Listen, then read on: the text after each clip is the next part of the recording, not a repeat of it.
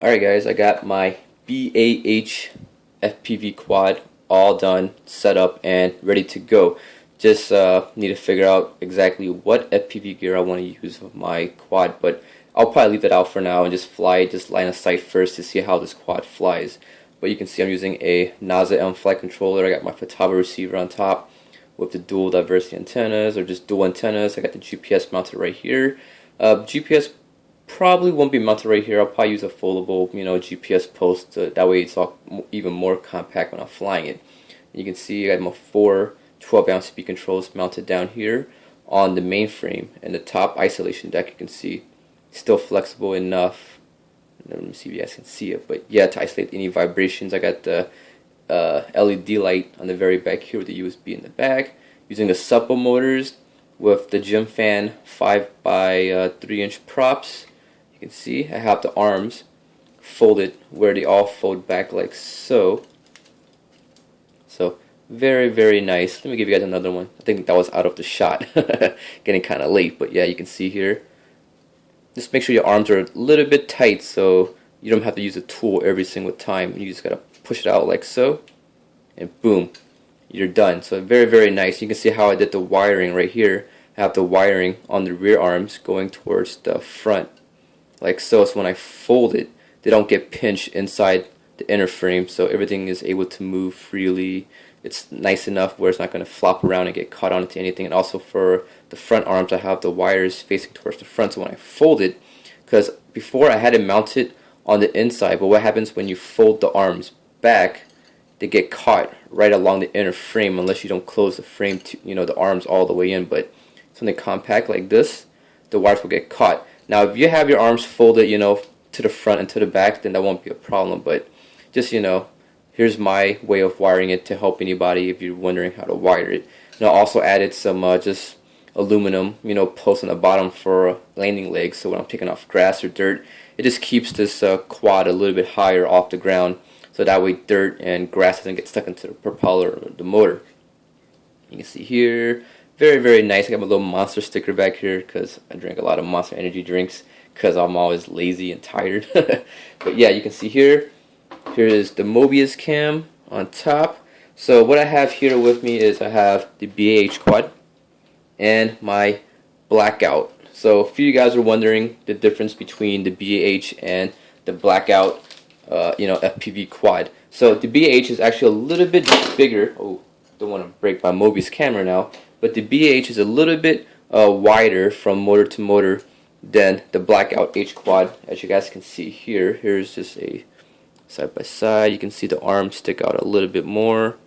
But the good thing about the BAH is you can adjust the angle or geometry of your motors to where you want it. And you can actually get these arms to be pretty squared with all four corners, so tuning would be a little bit easier on the BAH than with the Blackout, because the Blackout, you can see here, the rear and front arms fit a little bit closer to each other, and you have a little bit more space on the the left and the right. So tuning is different because you have to tune for the roll and the pitch, while on the BAH, if you set these to be the same distance from each one, you can actually tune it the same for roll and pitch. So it's a little bit more simple. You can see here, the thing about the BAH is it's a little bit heavier because it is a slightly larger quad, but you can see plenty of prop clearance to use a 6-inch propeller if you have, different motors, like the new T motors, the 1806 series, or even the Scorpion, the little Outrunner cans. You can actually put those on there and even get even more power. Battery fits on top. You can see the straps, so it's very cool. I'm very digging this frame a lot. And I already know that these supple motors might suffer a little bit with the extra weight, because before I had the same setup on my home-built or homemade, custom little mini FPV quad, and this frame itself is a little bit under 60 grams just for the bare airframe, so it's a very light setup. And with these supple motors on a 3-cell 1300 milliamp, it was a rocket ship. This one, it's a little bit heavy, as you can see here. This is no battery and no FPV gear, and currently its weight is about the same as my Blackout with the battery, with the FPV gear, antenna, and Mobius cam.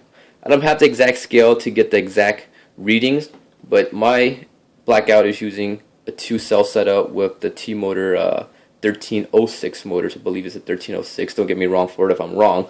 Same setup, or slightly different setup, 2-cell versus a 3-cell. So I might, install the Scorpion motors on here just to get a lot more power, because I saw a video of this guy and his is screaming with the Scorpion motors. So yeah, this is just a quick look at my assembled one. It's a little bit heavy, but I can easily, shorten up these wires a little bit more just to save some more weight. And also my power distribution cable, it is kind of really long. I have a long lead.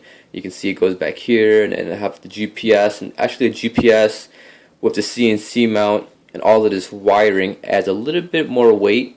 I would say about another 20-30 grams, so I could probably save that if I remove the GPS. But what's the fun, without having a GPS? Because I want to use this one to fly around and spy on people. No, I'm just kidding. I don't want to spy anybody, but I just want to take it out and be able to let my, let my fingers off of the controller and just have it hover there one altitude with GPS lock. So that's pretty cool. So really stoked about this frame. You can see large area to mount all type of stuff. I can easily mount NASA and the receiver between here with a gap. So very nice, and I can fit the video transmitter back here, board cam, and the Mobius. One thing, if you're watching this, where's my Mobius cam? Yeah. Maybe for the future one, the carbon fiber one, I'm really looking forward to that one because I know it's going to be a little bit lighter, and I love carbon. But if you can make these posts a little bit wider to fit the Mobius cam inside, that would be awesome, man. So yeah, awesome frame. Thanks for this frame, dude. It's very nice. You spent a lot of time designing it, and it came out really awesome. So you can see, I'm loving this frame, and just the thing of this frame folding like this, it's super nice. It's awesome. You can see here. Now I'll just put in the backpack or throw my pocket, or just hanging on the wall. It looks like a little dude standing here waving his hand or something like that. So pretty cool. So yeah, awesome quad. Hope you guys enjoyed this video showing my new BAH quad that I got from Bay Area Heli. Hopefully by this weekend I should have a flight video up. Been very busy lately, haven't had much time. Actually, I have been working on my new handheld 3-axis brushless gimbal. So yeah, I've been spending a lot of time tinkering with it, messing with it, and trying to make things work, because those gimbals are very picky. But yeah, that's a quick look. Hope you guys enjoyed it, guys. So once again, thanks for watching my rambling, and hope you guys enjoyed it.